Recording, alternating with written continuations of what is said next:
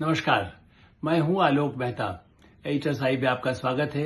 हमारा अनुरोध है कि आप एडिटर साहिब देखें, लाइक करें, सब्सक्राइब करें, मित्रों को, ग्रुप्स को फॉरवर्ड करें और उनसे भी आग्रह करें कि वे भी सब्सक्राइब करें ताकि अधिकाधिक दर्शकों तक हमारी बात पहुंच सके, हमारी राय पहुंच सके, हमारे कमेंट्स पहुंच सके और उनके कमेंट्स, उनकी राय, उनकी तरफ से कोई अपने सुझाव वो भी हमको मिल सके।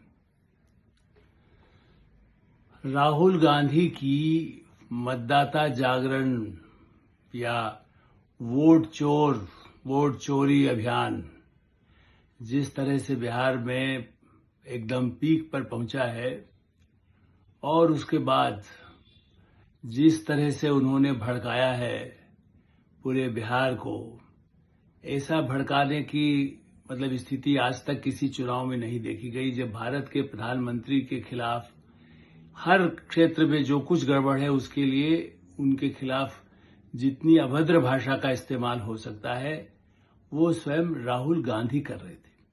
और आज उसकी पराकाष्ठा इस बात पर हो गई जब यह रिपोर्ट सामने आई कि दरभंगा के पास एक इलाके में जहां राहुल गांधी खुद गए हुए थे, उनके सिपह सालार, उनके साथी, उनके सेनापति, उनकी सेना, यदि यही कहेंगे आप, चूंकि उनके साथ, और वैसे तो तेजस्वी यादव का समर्थन है इसीलिए उनके बल पर ही तो हुड़दंग बचाना आसान होता है। लालू यादव तो जेपी मूवमेंट से आए हैं, तो जेपी मूवमेंट तो ईमानदारी के लिए था। अब वो बेईमानी का जिसको कह सकते हैं जो आरोप झेल रहे हैं, चारा चोर के आरोप झेलते रहे, तो उसका जवाब उन्होंने राहुल गांधी को आगे कर दिया। और वहां पराकाष्ठा इसलिए कि राहुल गांधी उस समय उपस्थित तो नहीं थे लेकिन भड़का करके आगे बढ़ रहे जा चुके थे। एक मंच से कांग्रेस की भीड़ ने वोट चोर, ये चोर, वो चोर, जो कुछ नारे लगवाते थे राहुल गांधी वो तो लगा ही रहे थे, साथ में उनकी मां को लेकर के भी, प्रधानमंत्री नरेंद्र मोदी की मां को एक तरह से कह सकते हैं उनको जो गाली दी जा सकती है, गंदी से गंदी विभत्स, जो आज किसी भी सभ्य समाज में किसी भी सार्वजनिक स्थान पर कहना ही असभ्यता ही नहीं है, गैर कानूनी भी है, अपराध भी है। लेकिन जब आप और कहने को ये कह सकते हैं कि साहब वो वहां मौजूद नहीं थे, जिस नौशाद नाम के कार्यकर्ता ने किया था वो उसने कह दिया मैं मौजूद नहीं था, और उसने अपना जब बहुत दबाव पड़ा, पहले तो वो आनाकानी कर रहा था क्योंकि सब निश्चित रूप से जब आप लोगों को उत्तेजित करके हाथ में अब बंदूक थमाई या नहीं थमाई हमें नहीं मालूम, लाठियां थमा दीजिए, बंदूक थमा दीजिए, बम के गोला बारूद दे दीजिए और खुद वहां नहीं मौजूद हो, कहिए हमें क्या मालूम किसने क्या चलाया। ये वैसी ही स्थिति है जब कोई अपराधी गिरोह या अपराधी सरगना कुछ ऐसी बातें करता है जो उसके बाद वो वहां चला जाता है और उसी के गुर्गे, उसी के कहना चाहिए कि गुंडे, उसके साथ के अपराधी तत्व या उसके बनाए हुए लोग जो अपराधी बन चुके हैं, जिनको ड्रग्स दी गई हो, जिनको और भी कुछ किया गया हो।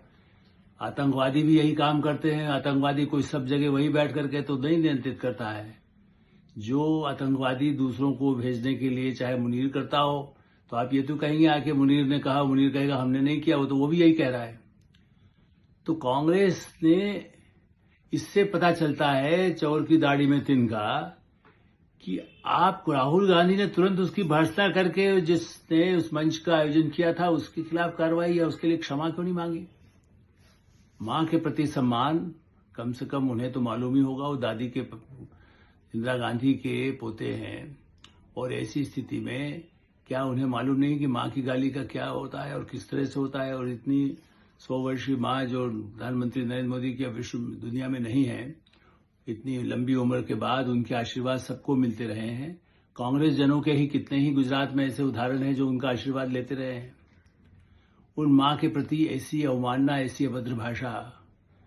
अब ये कह सकते हैं कि साहब पहले दूसरी पार्टी के लोग भी गाली देते थे, या भारतीय जनता पार्टी जुड़े हुए, या किसी और संगठन से जुड़े हुए, या लालू यादव की पार्टी से जुड़े हुए, या नीतीश कुमार की पार्टी से, जनता दल यू से जुड़ा हुआ, या पप्पू यादव की पार्टी बनी बिगड़ी, पप्पू यादव भी आजकल कांग्रेस के साथ हैं। तो पप्पू यादव तो मशहूर रहे हैं। मैं पटना में था और चारा कांड छापे जाने पर पप्पू यादव ने उसी तरह से माँ बहन की गालियां देकर जुलूस निकाला था। तो मैं तो गवाह ही हूं। वो ऐसे ही लोगों के अब उसमें समर्थन में ऐसे लोग उनके साथ हैं। पप्पू यादव पहले से कहते हैं कि सुधर गए हैं। इतने वर्षों की राजनीति में उस समय तो वो कार्यकर्ता ही थे, लालू का झंडा लेते। तो आज भी वो कहने को लालू को साथ हो, कांग्रेस के साथ हो, उनकी पत्नी कांग्रेस में है।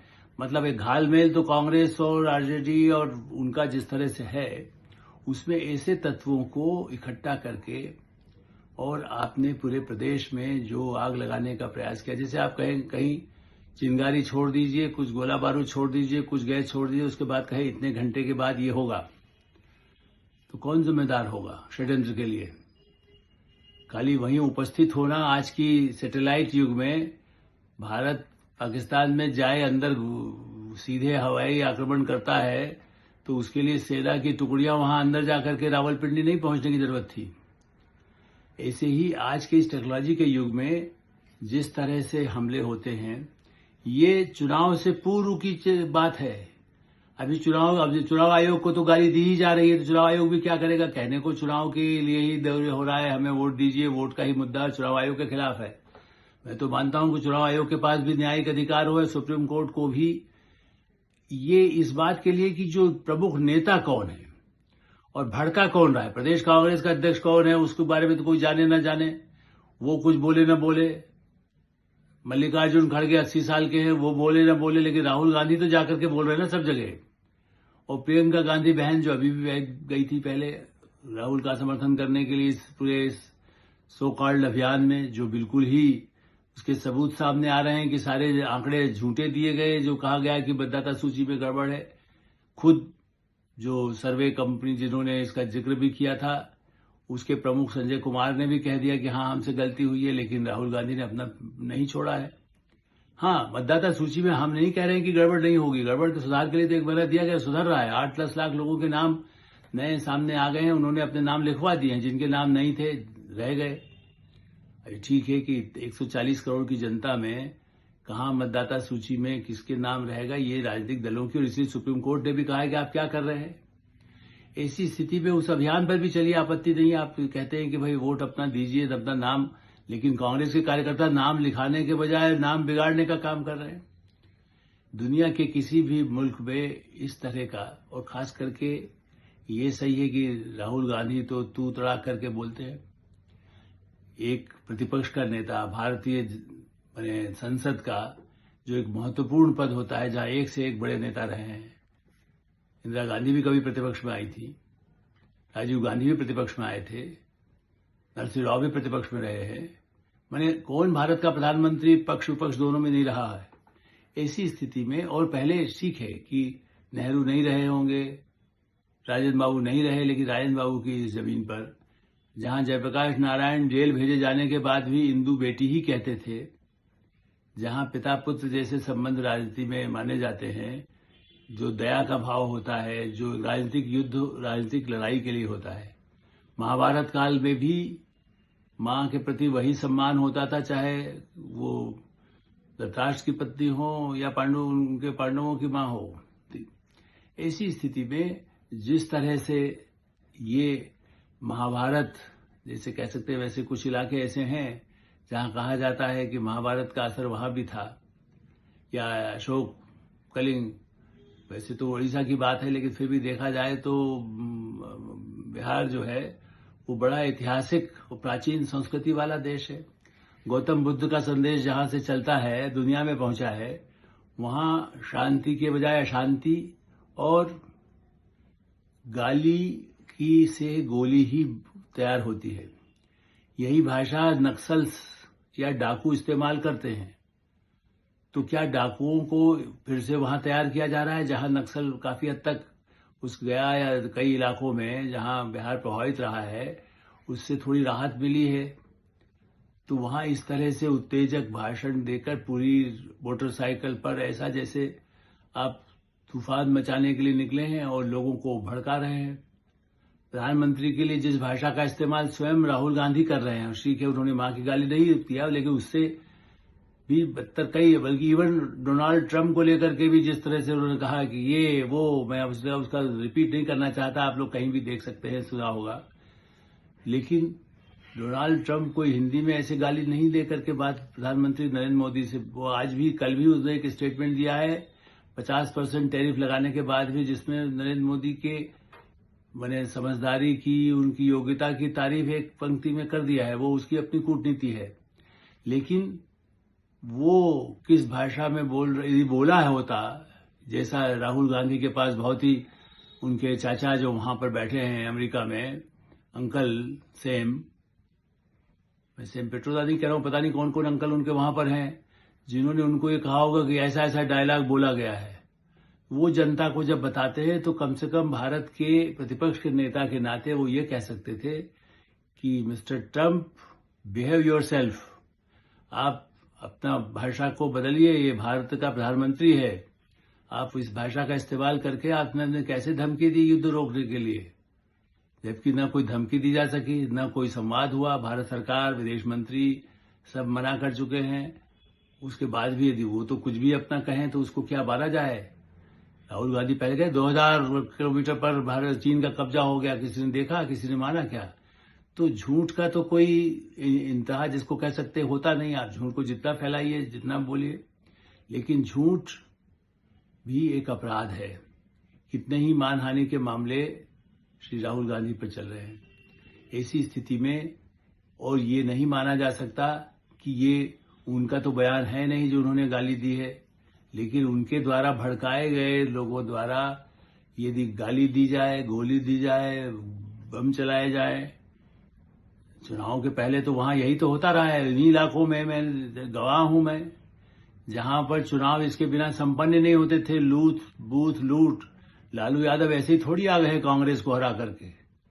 बूथ लूट तो उनका पुराना एजेंडा तरीका रहा है, तो इसीलिए बार बार यही राहुल गांधी भी उसी का समर्थन करते हैं कि देखिए वापस वोटिंग मशीन को फेंक दीजिए। कंप्यूटर जो राजीव गांधी लाए थे उनको गंगा में बहा दीजिए। गंगा का पुल जो बहुत अच्छे नए पुल बन रहे हैं ना अब तो बहुत सारे, ऊपर से जाकर गिरा दीजिए मशीनों को और वोट हाथ से ठप्पा लगाने दीजिए, ताकि फिर उसको छीन के जाया जा सके, या जबरन ठप्पा लगा दें, गांव के गांव खाली करा दें, दलित बस्तियों के गांव खाली करा दें।